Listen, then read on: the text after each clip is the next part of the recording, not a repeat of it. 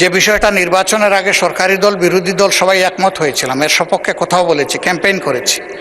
আমরা প্রতিকার যে পেলাম না, এতে আমরা না, এতে দেশবাসীর তাদের রায়ের প্রতিফলন হলো না, মূল্যায়ন হলো না।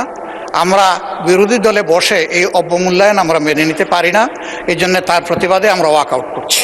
মাননীয় বিরোধী দল নেতা, আপনি আমার বক্তব্য তো সম্পূর্ণ করতে দিলেন না। আমি আপনার পুরো বক্তব্য শুনেছি।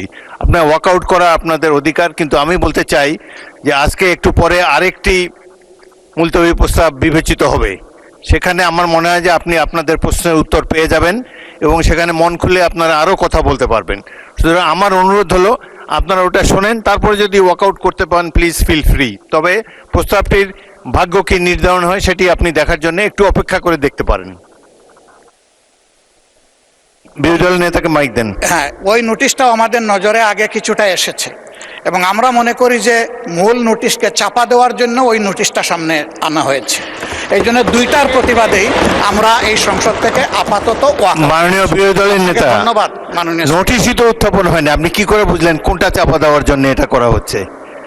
আমি অনুরোধ করছি একটু ধৈর্য ধরে অপেক্ষা করেন, নোটিশের বিষয়বস্তু শুনেন, তারপরে আপনারা feel free to walk out. আপনার অ্যাবসেন্সে এই হাউসে এই নোটিশটা পড়া হয়েছে, সংশ্লিষ্ট সদস্য এটা পড়েছেন, আমরা শুনেছি। এই জন্য আমরা বুঝে শুনেই বলছি যে এই দুই কারণেই আমরা এখন ওয়াকআউট করছি। আপনাকে ধন্যবাদ। নিশ্চয়ই সংসদীয় রীতি অনুযায়ী আপনারা ওয়াকআউট করতে পারেন, ফিল ফ্রি। ধন্যবাদ। জাতির উদ্দেশ্যে ট্রাম্পের বক্তব্য শেষ হতেই ইরান ব্যাপকভাবে ক্ষেপণাস্ত্র হামলা চালিয়েছে ইসরায়েলে। দর্শক, কেন চালিয়েছে? কারণ ট্রাম্প হুমকি দিয়েছেন যে আরো কয়েক সপ্তাহ কঠিন আঘাত হানা হবে। তো ইরান জানতো, ইরানের প্রস্তুতিও ছিল যে ট্রাম্প জাতির উদ্দেশ্যে ভাষণ দিয়ে এমন কোনো বক্তব্য দেবে না যেখানে যুদ্ধ বন্ধ হবার কোনো লক্ষণ আছে, বরং তার আরো তীব্রতা বাড়াবে এবং সেই লক্ষ্যেই মধ্যপ্রাচ্যে বিপুল সৈন্য জড়ো করেছে। তো এই কারণেই, এবং যেহেতু ইরানকে একটা কঠিন শিক্ষা দেবে, সে কারণে ইরানই উল্টো তার শক্তিমত্তা দেখালো। বলা হচ্ছে খবরে, জাতির উদ্দেশ্যে ভাষণ দিয়েছেন মার্কিন প্রেসিডেন্ট ডোনাল্ড ট্রাম্প, তার বক্তব্য শেষ হতেই ব্যাপক ক্ষেপণাস্ত্র হামলা চালিয়েছে ইরান। বৃহস্পতিবার আল জাজিরার এক প্রতিবেদনে একথা বলা হয়। প্রতিবেদনে বলা হয়, ট্রাম্প জাতির উদ্দেশ্যে ভাষণ শেষ করার কিছুক্ষণ পরেই ইসরায়েলের দিকে নতুন করে ক্ষেপণাস্ত্র নিক্ষেপ করেছে ইরান। ইসরায়েলি সামরিক বাহিনী জানিয়েছে তারা ইরান থেকে ছড়া একাধিক ক্ষেপণাস্ত্র শনাক্ত করেছে। হুমকি মোকাবেলায় দেশটির প্রতিরক্ষা ব্যবস্থা সক্রিয় করা হয়েছে। সামরিক বাহিনীর এক বিবৃতিতে বলা হয়, হুমকি প্রতিহত করতে প্রতিরক্ষা ব্যবস্থা কাজ করছে। এর আগে ট্রাম্প দাবি করেন এই যুদ্ধে ইরানের নৌ এবং বিমান শক্তি বড় ধরনের ক্ষতির মুখে পড়েছে এবং দেশটির অনেক শীর্ষ নেতা নিহত হয়েছেন। তিনি আরো বলেন, ইরানের ক্ষেপণাস্ত্র এবং ড্রোন হামলার সক্ষমতা উল্লেখযোগ্যভাবে কমে গেছে। এখন আসলে ট্রাম্প এই যুদ্ধে আমিরাত, সৌদি আরব তাদেরকেও জড়াতে চাচ্ছেন। জড়ায়ে আস্তে করে শেষ হয়ে যাবে এবং যুদ্ধটা তখন ইসরায়েল, আমিরাত, সৌদি আরব তারা একযোগে করবে।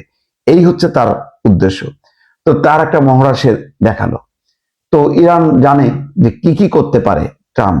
তো সেই জন্য ওই তার রেডি ছিল যে সে একটা বিশ্বকে হুমকি দেবে, বিশ্ব বলবে যে সর্বনাশ কি হইতে যাচ্ছে। তো ইরান রেডি ছিল বলেই যেই মাত্র ভাষণ শেষ হয়েছে সাথে সাথে ইরানও দেখাই দিছে এবং ইরান বলছে যে যদি ইরানের ভূখণ্ডে মার্কিন সৈন্য প্রবেশ করে তাহলে তারা অপেক্ষায় আছে। বলছে যে হাঙরের মুখে পড়তে হবে তাদের, অর্থাৎ হরমুজ প্রণালী তারা দখল করবে, জাহাজ চলাচল উন্মুক্ত করবে এবং সেখানে ইরান এমন আক্রমণ চালাবে যে মার্কিন সৈন্যদের ওই মানে সাগরের মধ্যে পড়তে হবে এবং হাঙরের পেটের খাদ্যে তারা পরিণত হবে। তো এগুলি পাল্টাপাল্টি হুমকি হচ্ছে, উত্তেজনা চলছে, সমাধানের কিন্তু লক্ষ্য নেই।